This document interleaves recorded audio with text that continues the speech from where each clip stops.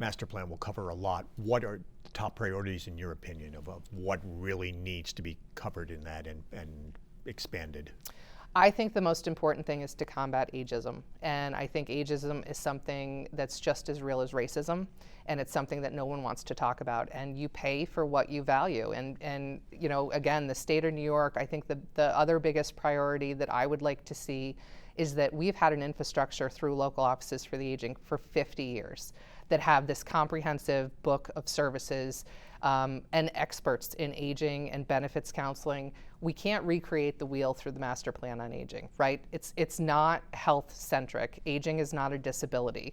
And we really need to focus on the fact that we have an infrastructure through the local AAA network that has been underfunded, that would be much more successful in keeping people in homes and communities, which is, you know, at the end of the day, what everyone wants. We need to fund that service infrastructure and not recreate something new and shiny under this master plan on aging. We need to look at what we have and invest in not only the 59 AAAs, but the 1,300 not-for-profit subcontractors that we work with day in and day out, and then really change the focus and the funding that goes to institutional care or acute care and flip that and give it back to the community where it belongs. And I think during the hearing this past summer in Plattsburgh, you said much the same, not necessarily reinventing the wheel, but going back and learning lessons from over past years and doing better.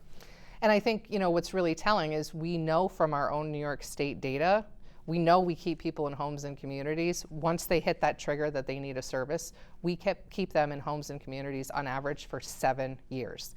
Versus that individual, if they can't receive the service, we know 10% go directly to a skilled nursing facility and another 7% impoverish themselves down to Medicaid or MLTC in the community.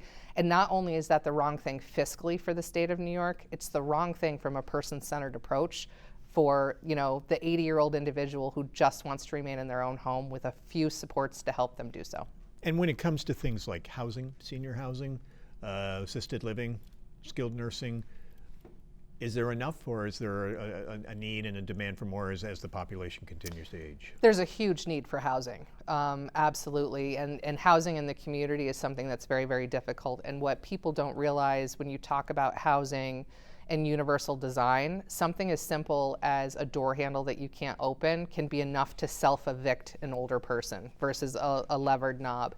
And people don't realize that small adaptations in their home can really change whether or not they're able to live there ongoing. There is a huge lack of housing across the state. I will say it's an absolute crisis in the New York City area for older people to try and find accessible housing. And then on the assisted living and skilled nursing facility side, it's very, very difficult to get a bed, especially here in the North Country. If you have any type of behavior issues due to a cognitive impairment, or what we're seeing a lot of are bariatric patients that might need larger equipment. And we're seeing individuals get sent 6-7 hours away from their home because they can't get a bed locally. So, you know, our infrastructure has not addressed the fact that we have a rapidly aging population that are going to have some needs. And again, through the master plan on aging process, it's looking not only at community-based care, it's also looking at the institutional side of the house as well.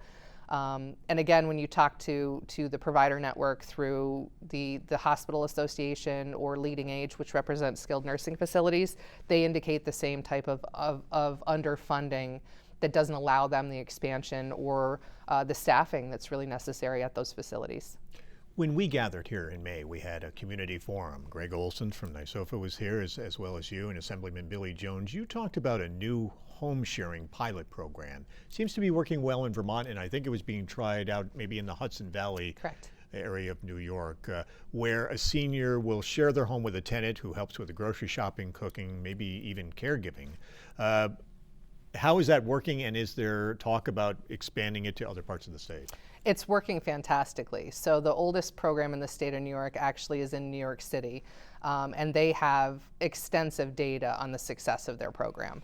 And again, home share is something that you need funding to be able to stand up because there is the fiscal component. That's just an example of really innovative pilot programs that we know work, that we need to get funded to move forward. There is extreme interest across the state in the home share program and creation of additional home share opportunities, but there hasn't been the funding available for the expansion. So it's another great example, Tom, of where we need to really invest to make a difference in aging in the state of New York. Is that a request in this year's budget?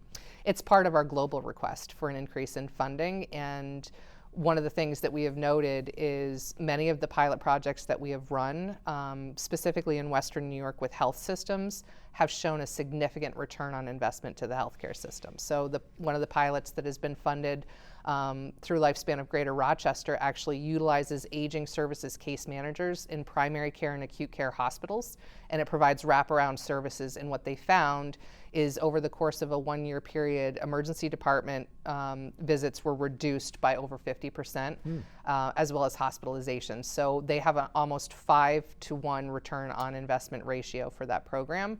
And those are things, again, if we know they work, we need to fund to be able to move forward. Another one of the pilots that was done back in 2016 in the New York City region through Self-Help was a balanced incentive payment program initiative. So it was grant funded through the federal government, and they saw a $4.50 return on $1 investment by pairing aging services providers in hospital systems. So again, we know these things work.